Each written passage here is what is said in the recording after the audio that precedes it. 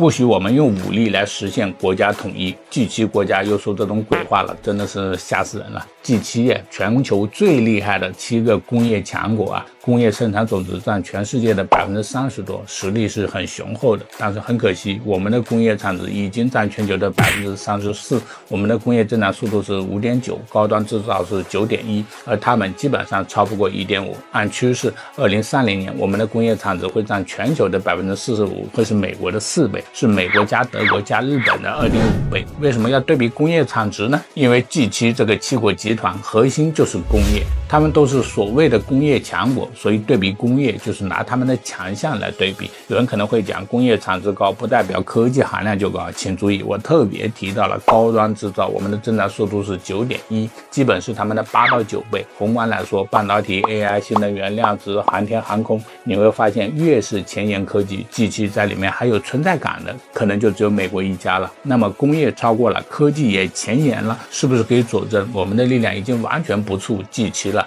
有的人可能会对数字比较敏感，总觉得1去对7多少有点不自信。那我就要提醒一下，当年极端困难的时期，我们走出国门干过1对17。你说好巧不巧，那个时候G7国家除了德国，其他的也都全在呀。